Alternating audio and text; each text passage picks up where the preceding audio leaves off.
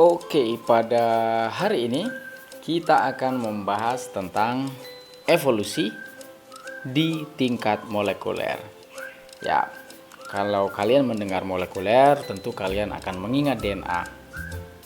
Tapi sebetulnya, jika membahas tingkat molekuler, maka bisa molekul apa saja di dalam sel tubuh kita, seperti molekul RNA dan molekul protein.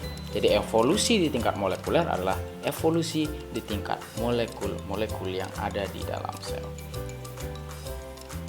Sebelum kita masuk lebih jauh tentang evolusi di tingkat molekuler, sebaiknya kita mengulas kembali prinsip utama dari teori evolusi Darwin. Pada tahun 1859, Darwin menerbitkan sebuah buku yang berjudul On the Origin of the Species by Means of Natural Selection. Berdasarkan hasil perjalanannya dengan kapal KMS Beagle bertahun-tahun, dia mengumpulkan banyak sekali spesimen. Yang paling terkenal adalah burung finch. Ya, burung finch yang dia temukan itu memiliki bermacam-macam bentuk dan ukuran paruh.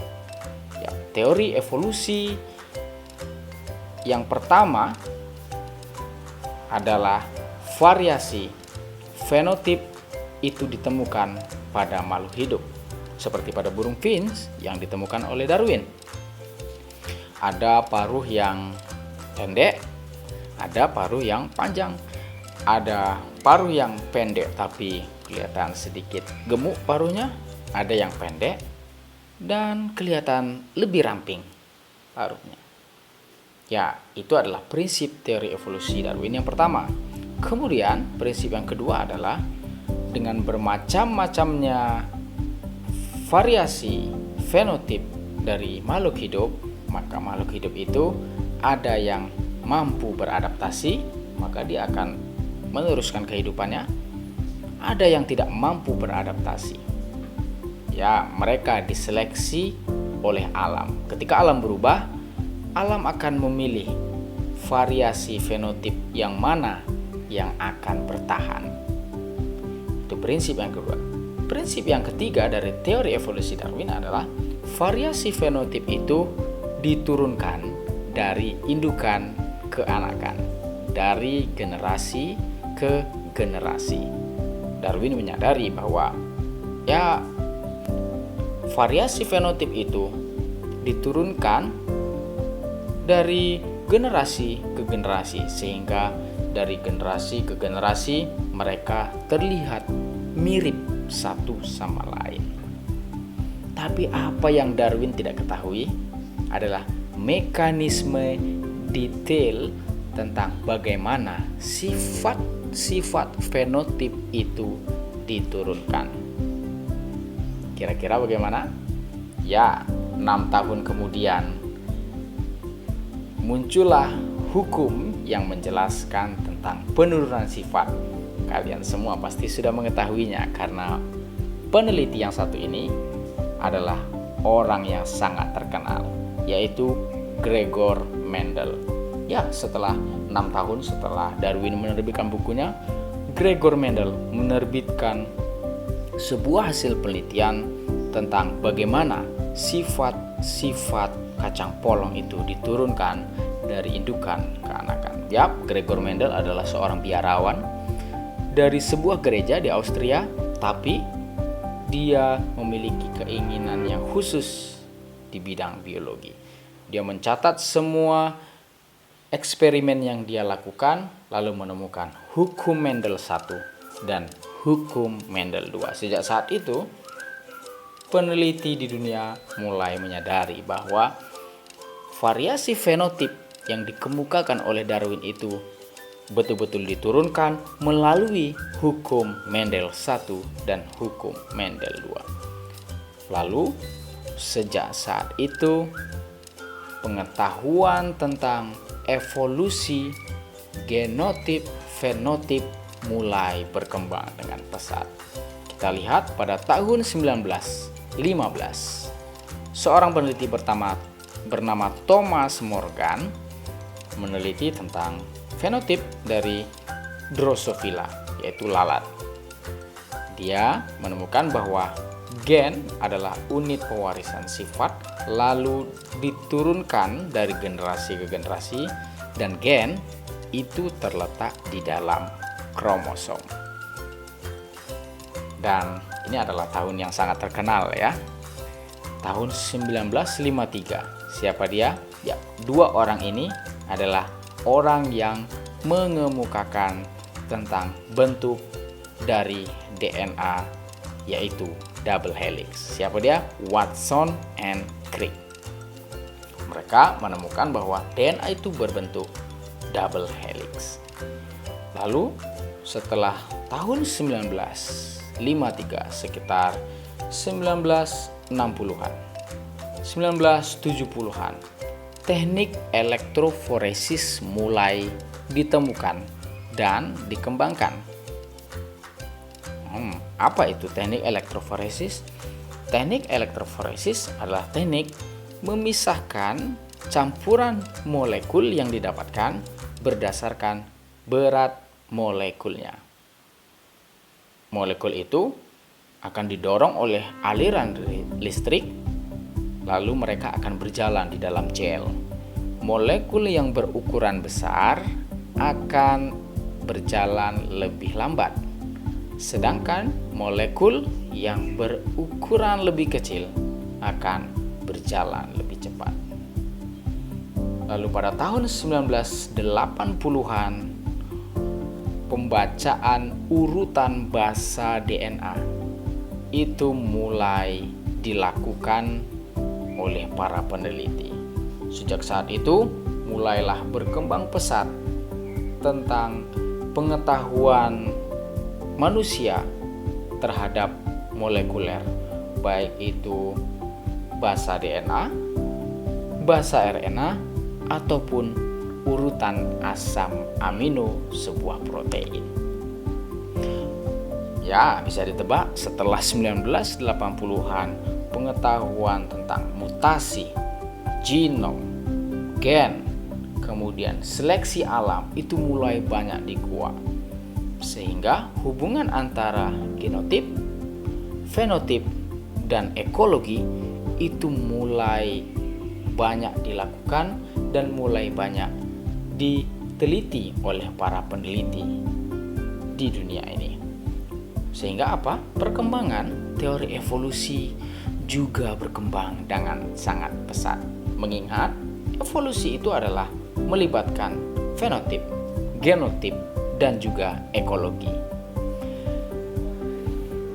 Lalu, apa itu evolusi pada tingkat molekuler? Ya, evolusi itu adalah perubahan di tingkat molekuler, yaitu tingkat DNA, RNA, dan protein. Artinya ada perubahan di tingkat DNA atau di tingkat RNA atau di tingkat protein.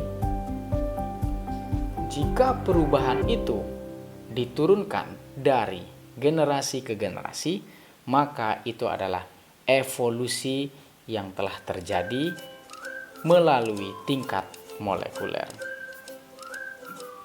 Seperti di gambar sebelah kanan ini, di sini ada satu mutasi, yaitu missense mutation, yang merubah glisin menjadi alanin, sehingga konformasi atau bentuk dari proteinnya pun berubah dari gambar yang sebelah atas menjadi gambar yang sebelah bawah. Dan perubahan itu hanya disebabkan oleh perubahan satu basa saja, dari guanin menjadi sitosin. Ya, itu adalah evolusi pada tingkat molekuler. Tapi sebenarnya evolusi pada tingkat molekuler tidak hanya terbatas itu saja. Sangat banyak sekali detail-detail yang akan saya jelaskan pada slide berikutnya atau pada pertemuan berikutnya. Misalnya saja, mungkin urutan gennya tidak berubah, tapi ekspresi gen tersebut dilakukan melebihi level ambang batasnya. Sehingga ketika gen diekspresikan pada level yang tinggi, maka fenotipnya pun akan berubah. Hal itu akan dijelaskan lebih detail. Ya, salah satu penyebab dari perubahan DNA seperti yang kita ketahui adalah mutasi. Misalnya saja ada sinar UV yang mengenai tubuh kita, lalu bisa saja menyebabkan mutasi pada DNA kita. Tentu tidak sesimpel yang saya katakan, tapi mungkin kita berkali-kali terkena sinar UV sehingga bisa saja mengalami mutasi. Kalau kalian pernah mendengar kanker kulit, maka itu adalah salah satu contoh bagaimana UV bisa menyebabkan sel menjadi tidak terkendali pertumbuhannya. Mengapa tidak terkendali? Karena ada mutasi di bagian regulasi dari pembelahan selnya. Oke, karena mutasi itu ada, bisa saja dia diturunkan dari indukan ke anakan. Tapi bisa saja dia tidak diturunkan. Kapan dia tidak diturunkan? Ketika mutasi terjadi pada sel somatis pada gambar sebelah kanan. Jika mutasi terjadi pada sel somatis, maka anakan generasi seterusnya tidak akan mendapatkan mutasi tersebut. Tapi jika mutasi terjadi pada sel gamet, maka rangkaian mutasi tersebut akan diturunkan kepada anakan. Nah, pada prinsip evolusi yaitu karakter fenotip diturunkan. Artinya, mutasi yang terjadi atau perubahan pada tingkat molekuler yang terjadi itu diturunkan. Jika tidak diturunkan, maka itu bukan termasuk ke dalam evolusi tingkat molekuler.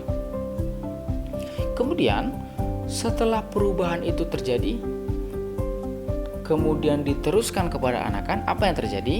Perubahan itu akan menemui takdirnya. Apakah dia akan dipertahankan di dalam populasi ataukah dia akan dibuang dari populasi? Dengan kata lain, jika perubahan itu berefek pada fenotip yang sangat jelas, misalnya bentuk paruh, apakah perubahan atau bentuk paruh itu akan dipertahankan dalam populasi ataukah bentuk paruh yang baru itu tidak dipertahankan di dalam populasi? Sehingga ada dua proses fundamental evolusi molekuler. Yang pertama adalah perubahan di tingkat molekuler itu, kemudian adalah fiksasi dari perubahan tersebut. Perubahan adalah mutasinya atau evolusinya nanti. Fiksasi, apakah dia dipertahankan dalam populasi atau tidak dipertahankan. Oke, teman-teman sekalian, sekarang kita akan melihat faktor-faktor penyebab evolusi molekuler. Ada dua, satu ada mutasi, yang kedua adalah rekombinasi. Mutasi kalian tentu sudah mempelajarinya. Ada pergantian atau substitusi, ada delesi atau penghilangan basa, atau penambahan basa. Dengan adanya ketiga jenis mutasi itu, maka urutan DNA akan berubah. Kemudian, yang kedua yang menyebabkan perubahan DNA itu adalah rekombinasi. Kapan rekombinasi itu terjadi? Ya, ketika terjadi perkawinan. Akan ada rekombinasi dari satu kromosom indukan dengan kromosom indukan yang lainnya. Dengan adanya rekombinasi ini, tentu akan semakin bervariasi DNA yang dimiliki oleh suatu organisme. Sehingga apa? dua faktor utama ini akan menyebabkan perubahan pada tingkat molekuler.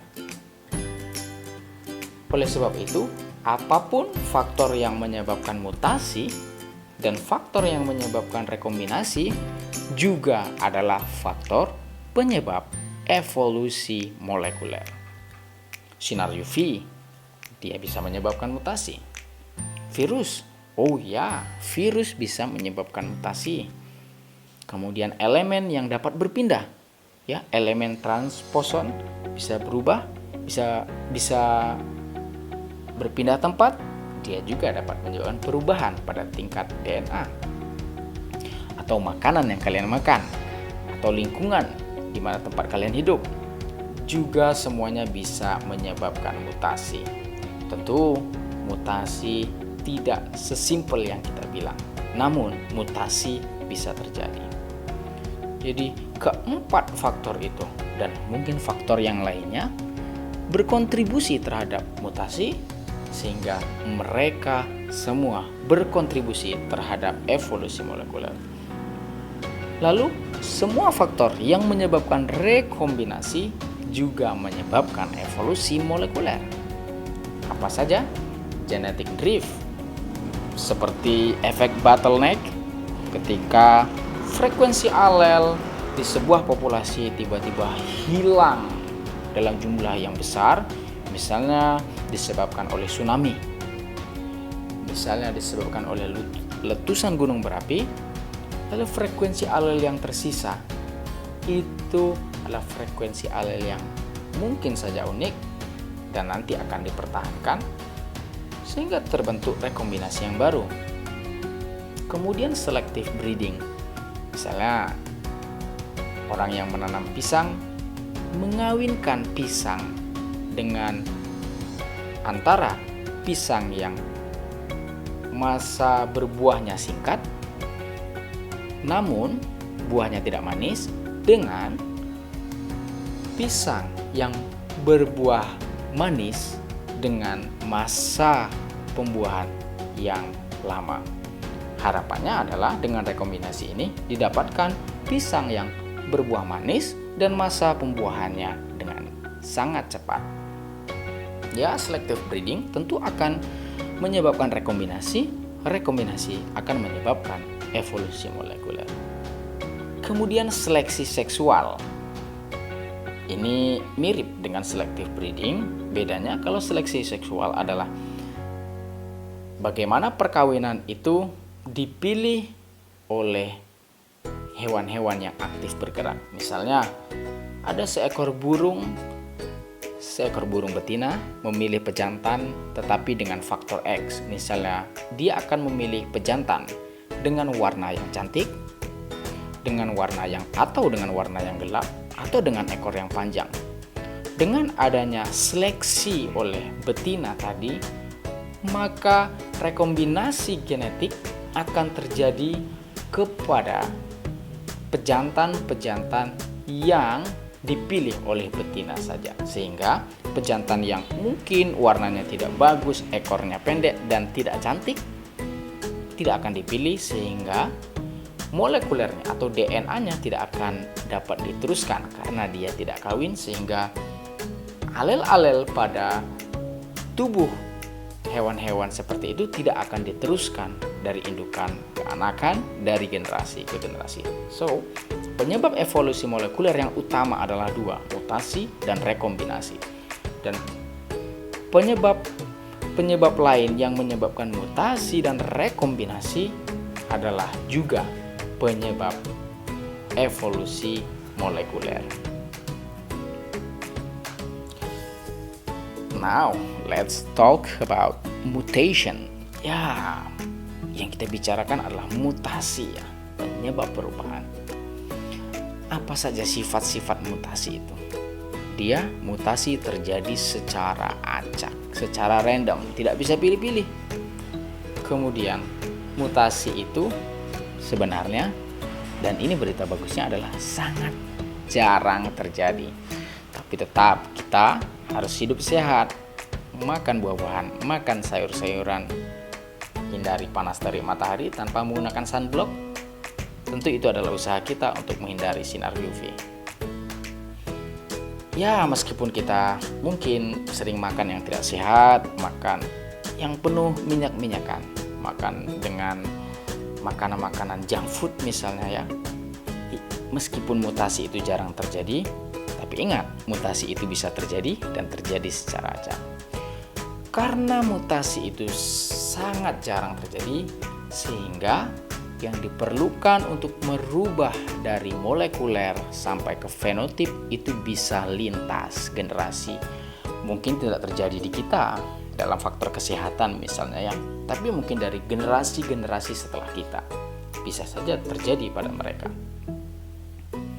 Kemudian mutasi itu sebenarnya kabar baiknya adalah bisa dipertahankan dan bisa dibuang dari genom. Kapan dia akan dipertahankan? Jikalau dia menguntungkan atau mungkin netral, tidak menguntungkan juga tidak merugikan ya. Tapi dia akan dibuang kalau dia bersifat membahayakan. Tentu mekanisme itu adalah mekanisme tubuh di tingkat molekuler yang sangat detail sekali dan sangat kompleks sekali. Sehingga tidak bisa dijelaskan di sini dan akan dijelaskan pada pertemuan yang berikutnya.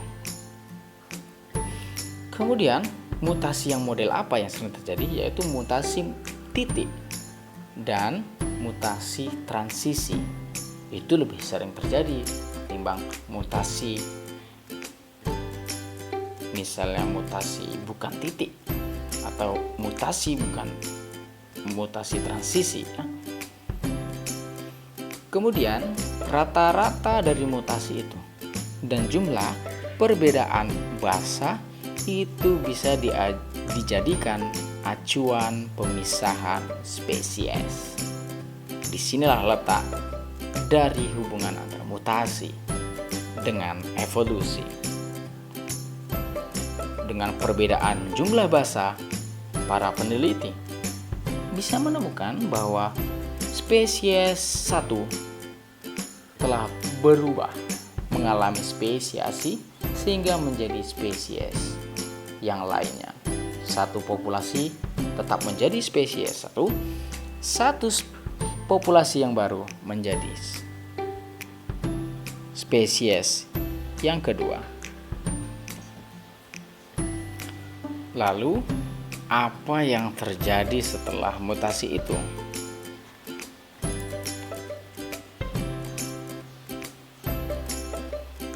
Setelah mutasi itu terjadi, maka akan ada proses yang kedua, yaitu fiksasi. Fiksasi merupakan proses apakah perubahan itu akan dipertahankan atau dibuang dari populasi. Faktanya, kebanyakan mutasi baru itu akan hilang dari populasi melalui hanyutan genetik atau karena mereka itu bersifat deleterius atau berbahaya. Mutasi seperti apa yang akan dipertahankan adalah mutasi yang memberikan dampak positif, misalnya meningkatkan kemampuan reproduksi, meningkatkan kemampuan adaptasi terhadap lingkungan. Itu adalah mutasi yang akan dipertahankan. Meskipun ada mutasi yang bersifat positif, dia akan dihilangkan juga dari populasi. Kejadian seperti itu sangat random sekali. Lalu, jika mutasi itu sudah dipertahankan, maka frekuensinya di dalam populasi akan diperbanyak. Bagaimana ya kira-kira mekanisme detailnya? Saya akan jelaskan melalui sebuah artikel hasil penelitian tentang evolusi molekuler. Yang pertama adalah tentang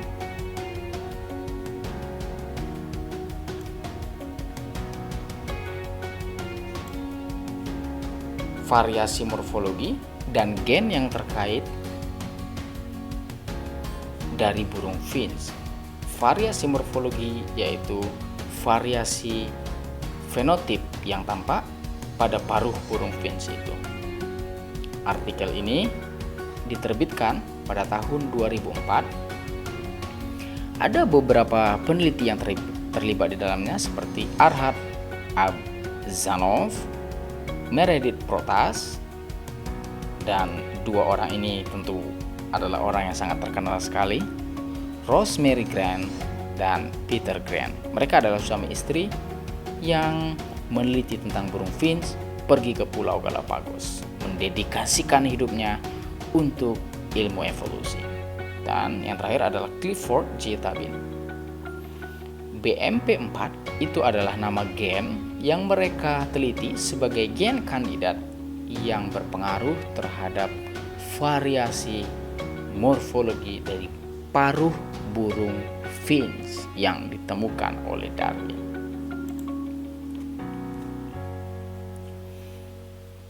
Berdasarkan kajian filogenetik, burung finch itu ada beberapa spesies.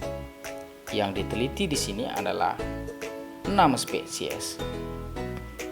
Geospiza difficilis adalah burung finch yang dianggap sebagai ancestor dari kelima burung finch lainnya, sehingga dia keluar dari grup filogeni 5 spesies lainnya. Kemudian di dalam 5 spesies ini terbentuk 2 grup.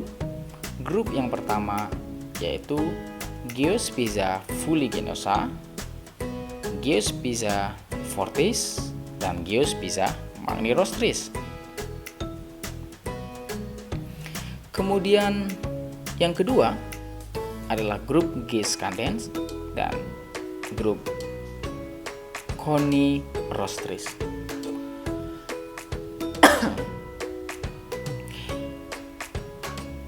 Dua grup ini berbeda dalam bentuk paruhnya, di mana grup Scanden dan grup Conirostris berbeda bentuk paruhnya dengan Fuliginosa hingga Magnirostris. Kita lihat, Geospiza difficilis memiliki paruh yang pendek dan hampir simetris antara paruh atas dengan paruh bawah. Grup yang kedua yaitu adalah G. fuliginosa hingga G. magnirostris, di mana Fuliginosa dengan fortis itu hampir mirip, di mana kurang sedikit simetris antara paruh atas dengan paruh bawah. Dan paruh G. magnirostris itu jauh berbeda dengan bentuknya yang lebih gemuk karena mereka memakan biji-bijian di tanah. Sedang kelompok G. scanden dan G. conirostris adalah kelompok burung finch yang memakan pada tumbuhan kaktus, sehingga mereka membutuhkan paruh yang lebih panjang untuk menghindari duri-durinya. Lalu ditelitilah gen BMP4 ini. Pada stadium ke-26 pada masa perkembangan embrionya, itu gen BMP4 tidak diekspresikan pada burung G. difficilis. Begitu juga dengan Fuliginosa, begitu juga dengan fortis, dan begitu juga dengan magnirostris, kemudian juga G. scanden dan conirostris. Tapi ada perbedaan level ketika pada stadium 29. Pada G. difficilis, BMP4 diekspresikan dengan sedikit, pada Fuliginosa diekspresikan dengan banyak, pada G. fortis diekspresikan juga dengan banyak, magnirostris lebih banyak lagi, kemudian G. scandens ada tapi sedikit, dan conirostris ada juga sedikit. Artinya gen BMP4 ketika diekspresikan dalam jumlah yang banyak akan membuat paruh burung finch itu menjadi lebih gemuk dan menjadi lebih tebal. Kita Dalam artikelnya, peneliti mengatakan bahwa infection of the facial ectoderm with the RCAS-BMP4 virus cause smaller and narrower upper beaks. Peneliti ternyata tidak hanya melihat itu saja. Peneliti menggunakan virus untuk menginfeksi gen BMP4. Ingat, penyebab mutasi salah satunya adalah virus. Setelah diinfeksi oleh virus BMP4, paruh burung fins menjadi kecil dan juga menjadi lebih sempit atau tidak gemuk seperti G. magniferostris itu. Dan penemuan lainnya adalah level BMP4 itu akan merubah bentuk dari Geospiza, baik itu fuliginosa maupun conirostris. Nah, penelitian ini membuktikan bahwa jika ada perubahan pada tingkat molekuler, seperti yang saya bilang tadi, tidak harus mutasi, mungkin level ekspresi, itu akan mempengaruhi fenotip. Dari penelitian ini, kita mengetahui bahwa perubahan-perubahan pada tingkat molekuler akan menyebabkan perubahan fenotip. Perubahan fenotip lalu akan membuat organisme tersebut dipilih oleh alam, apakah dia mampu bertahan ataukah dia tidak mampu bertahan. Ilmu pengetahuan sudah sangat jelas membuktikan bahwa ada hubungan antara genotip dengan fenotip dan dengan ekologi. Kita lihat penelitian selanjutnya. Penelitian ini dilakukan oleh Michael Nachman, Hopi Hoekstra, dan Susan De Agostino. Diterbitkan pada tahun 2004 sebelum artikel yang tadi terbit.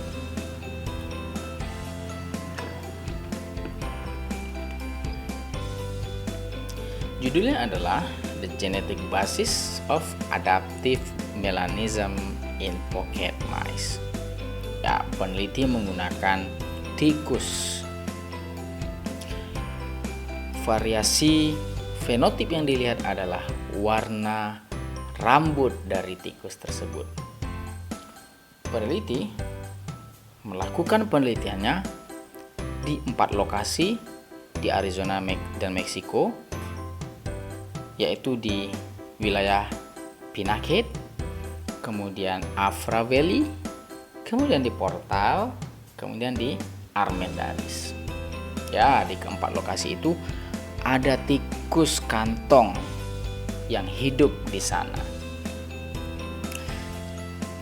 Tapi kita lihat, ya, tikus di sana itu bervariasi warnanya. Ada rambutnya yang berwarna terang seperti sebelah kiri atas dan kanan bawah. Ada rambutnya yang berwarna gelap seperti kanan atas dan kiri bawah. Habitatnya pun bervariasi. Ada yang habitatnya di batu yang berwarna terang dan ada di batu yang berwarna gelap, seperti gambar atas dan bawah sebelah kiri dan atas dan bawah sebelah kanan. Coba kita lihat di bagian sini, ada tikus yang berwarna terang lalu hidup di batu yang berwarna terang, sehingga berwarna terang bertemu dengan berwarna terang akan menjadi blur, tidak jelas mana yang batu, mana yang hewan. Tapi ada hewan yang kontras warnanya dengan habitatnya. Ada rambut yang berwarna hitam, tapi dia hidup di batu yang berwarna putih. Ada yang tikus yang rambutnya berwarna terang, tapi hidup di batu yang berwarna hitam, sehingga menjadi kontras sekali. Akibatnya apa? Ya, Mungkin kita sebagai manusia bisa menggunakan jebakan untuk menangkap mereka, tetapi hewan predator akan sangat sulit membedakan jika mereka sangat kriptik atau sangat sama warnanya dengan backgroundnya. Tapi jikalau kontras hitam dan putih, maka predator akan mudah menemukannya. Yang lebih menarik, mari kita lihat adalah di habitat yang berwarna hitam, maka sebagian besar, hampir semuanya tikus yang hidup di habitat tersebut adalah tikus yang berambut hitam. Kemudian, sebagian besar tikus yang hidup di batu yang berwarna terang adalah tikus yang berambut berwarna terang. Bahkan di Afra Valley dan di Portal, di mana habitatnya adalah batu yang berwarna terang, semua populasi tikus yang ada di sana itu berambut terang.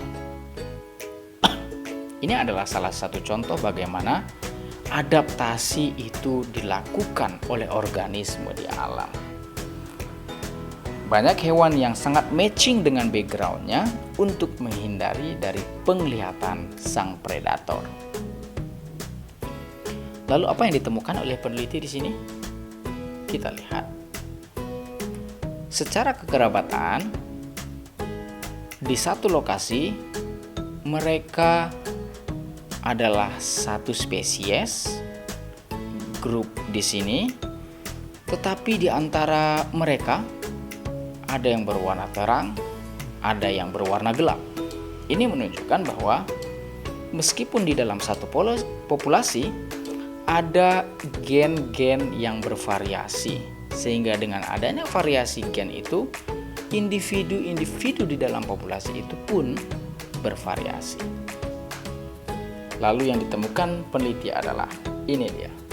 Setelah diisolasi DNA-nya, dicek gen yang bertanggung jawab untuk mengekspresikan warna rambutnya, yaitu gen MC1R. Kemudian di sequencing, dibaca DNA-nya, kita melihat ada perbedaan yang sangat kontras di sini, di mana tikus dengan rambut yang berwarna gelap itu memiliki perbedaan basa pada nomor 52, 325, 478, 633, dan 699. Berbeda dengan tikus-tikus yang berambut terang.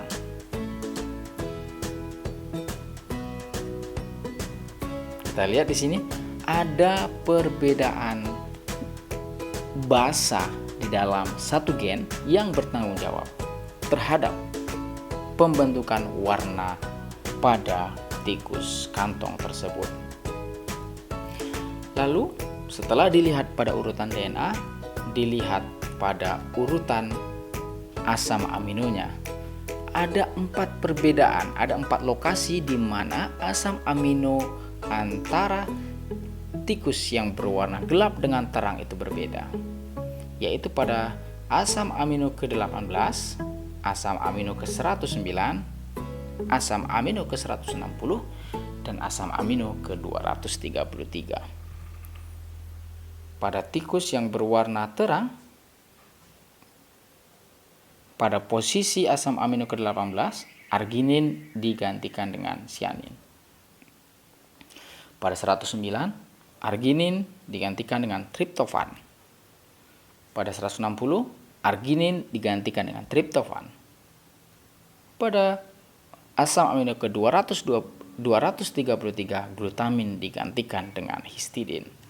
Kita bisa melihat perubahan dari DNA pada sebuah gen pada daerah yang mengkoding suatu asam amino, mengkoding suatu protein, berubah. Lalu urutan asam aminonya berubah. Hanya dengan 4 asam amino saja berubah, berubahlah warna dari tikus tersebut. Dan masih banyak sekali bukti-bukti lain yang menunjukkan bahwa evolusi itu terjadi pada tingkat molekuler sehingga berpengaruh pada tingkat fenotip dan dipengaruhi oleh ekologi. Seperti publikasi seperti tahun 2005, Adaptive Evolution of Non-Coding DNA in Drosophila.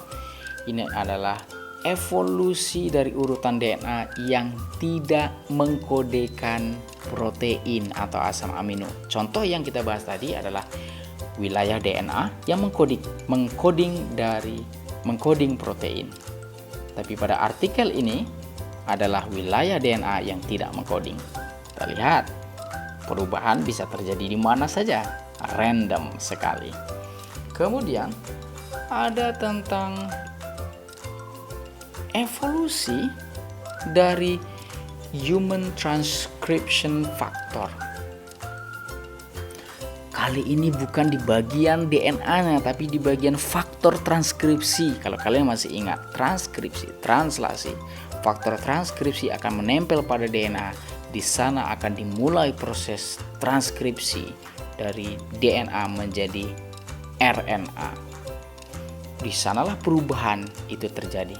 Kita lihat, evolusi molekuler tidak hanya terjadi pada molekul DNA saja, tapi protein seperti faktor transkripsi. Dan masih banyak artikel-artikel lain yang perlu kalian baca untuk menguatkan pemahaman bahwa evolusi itu terjadi di tingkat molekuler hingga menjadi berpengaruh ke fenotip dan dipengaruhi oleh ekologi. Sekian tentang evolusi tingkat molekuler, kita bertemu di lain materi.